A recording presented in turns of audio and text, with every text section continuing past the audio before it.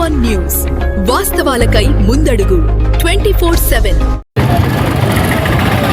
ఢిల్లీ జంతర్ మంతర్ వద్ద ఏదైతే నీట్ పరీక్ష పేపర్ లీక్ విషయమై సిజేపీ ఇచ్చిన పిలుపు మేరకు విద్యార్థులు ముసుగులో ధర్నా కార్యక్రమం నిరసన కార్యక్రమం చేస్తూ ఉన్నారు.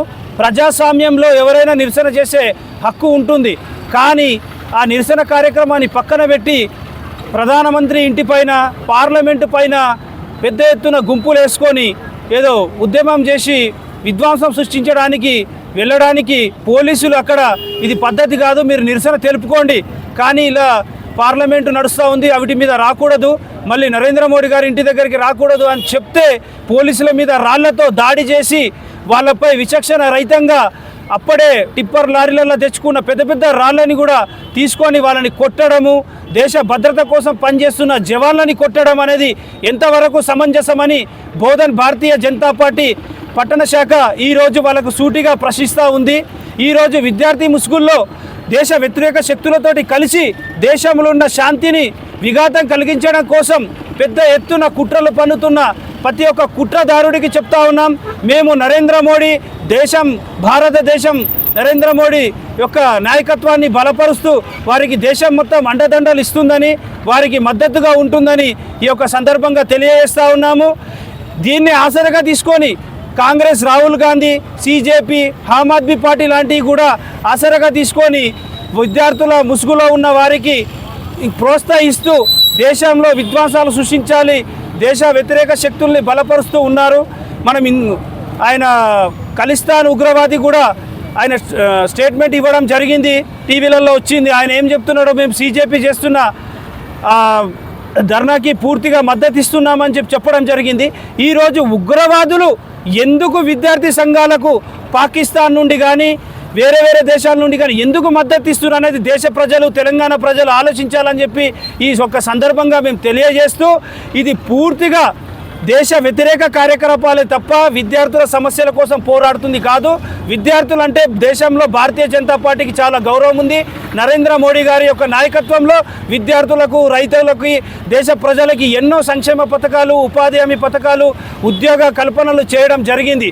కానీ ఇది కావాలనే నరేంద్ర మోడీ గారి యొక్క గొప్ప పాలనని విధ్వంసం సృష్టించి చెడ్డ పేరు తీసుకురావాలని, దేశ గౌరవానికి చెడ్డ పేరు తీసుకురావాలని చేస్తున్న ప్రయత్నాన్ని భారతీయ జనతా పార్టీ తీవ్రంగా ఖండిస్తుందని ఈ యొక్క సందర్భంగా తెలియజేస్తూ, బోధన్ పట్టణంలోని అంబేద్కర్ చౌరస్తాలో నరేంద్ర మోడీ గారిని తిట్టడము, సిగ్గు చనిపోయిన తల్లిని కూడా అసభ్య పదజాలతో తిట్టడం అనేది ఇది ఎక్కడి సంస్కృతి, ఎక్కడి ధర్మం అని చెప్పేసి మేము ఈరోజు కాంగ్రెస్ పార్టీని, సిజేపీ పార్టీని, ఆమ్ ఆద్మీ పార్టీ అక్కడ చేస్తున్న విద్యార్థి సంఘ నాయకులకి మేము సూటిగా నిలదీస్తున్నాం. ఖబర్దార్, ఎప్పుడైనా దేశ ప్రధాని అంటే ప్రతి ఒక్కరికి ప్రధాని, అలాంటి వ్యక్తుల్ని అలా అసభ్య పదజాలతో తిడితే ఊరుకునేది లేదు. ఈరోజు తెలంగాణ ప్రభుత్వము 6 గ్యారంటీలు ఇస్తా అని చెప్పి ఒక్క గ్యారంటీ కూడా అమలు చేయకుండా మోచేయికి బెల్లం పెట్టి ప్రజల్ని ఆఫీసుల చుట్టూ, మీ సేవల చుట్టూ తింపుకుంటూ టైంపాస్ చేస్తూ ఉన్నది. మీరు గిట్ట ఇట్లా చేసి ఏదో పెద్ద పొడి చేసినామనే ఒక ఉద్దేశంతో చేస్తే కాంగ్రెస్ వాళ్ళని మేము ఇక్కడ తెలంగాణలో తిరగనీయమని ఈ యొక్క సందర్భంగా తెలియజేస్తా ఉన్నాం. మరొకసారి రాహుల్ గాంధీ పూర్తిగా ఆయన ఏందో అర్థమైంది. ఒకనొక సందర్భంలో ఆలోసే సోనా నికులా అంటాడు, రాహుల్ గాంధీ గారు పప్పు అని తెలుసు. దేశ ప్రధాని నీట్ పరీక్ష విషయంలో దిగ్భ్రాంతిని వ్యక్తం చేస్తారు.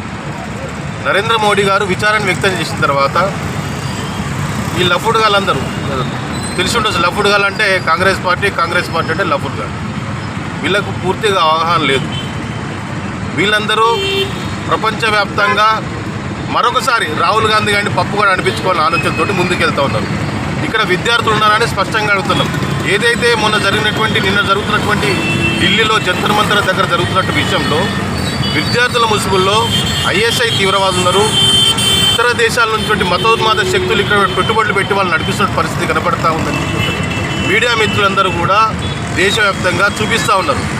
అయినప్పటికీ కూడా కాంగ్రెస్ పార్టీ నాయకులు రాహుల్ గాంధీ గారు, ప్రియాంక గాంధీ గారు, మల్లికార్జున ఖర్గే గారు వెళ్ళి ఏదో పొడుస్తాం పీకుతామని చెప్పేసి నరేంద్ర మోడీ గారి ఇంటి దగ్గర పోయేసి ఆందోళనాత్మక కార్యక్రమాలు చేయాలి.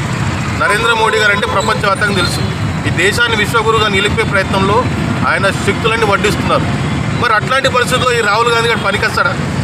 మళ్ళీ ప్రపంచవ్యాప్తంగా ఇన్ని మళ్ళీ పప్పుగా అనిపించుకోవాలనే ఆలోచనతో విదేశీ పెట్టుబడులు పెట్టించుకున్నటువంటి ఇక్కడ సందర్భంలో ఇక్కడ ఉన్నటువంటి ఏదైతే రోహింగ్యాల ముసుగులో, టీఎంసీ ముసుగులో, కాంగ్రెస్ ముసుగులో మతోన్మాదులు ఉన్నారో వాళ్ళే ధర్నాలో పాల్గొంటూ ఉన్నారు.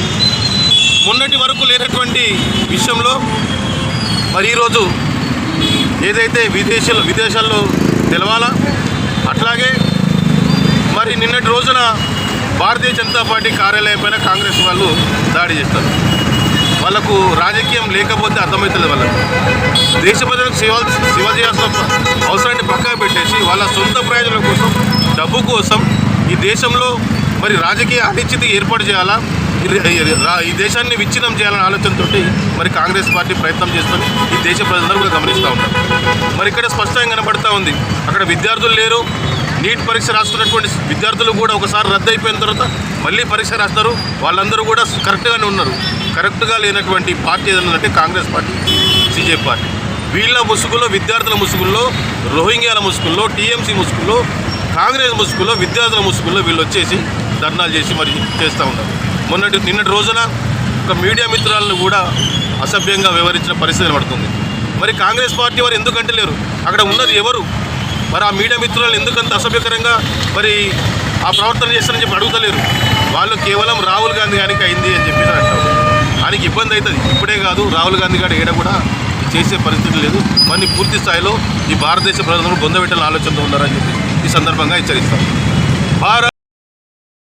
మన ఛానల్ ని వెంటనే సబ్స్క్రైబ్ చేసుకుని పక్కనే ఉన్న బెల్ ఐకాన్ కొట్టేసి నోటిఫికేషన్ ఆన్ లో పెట్టుకోండి.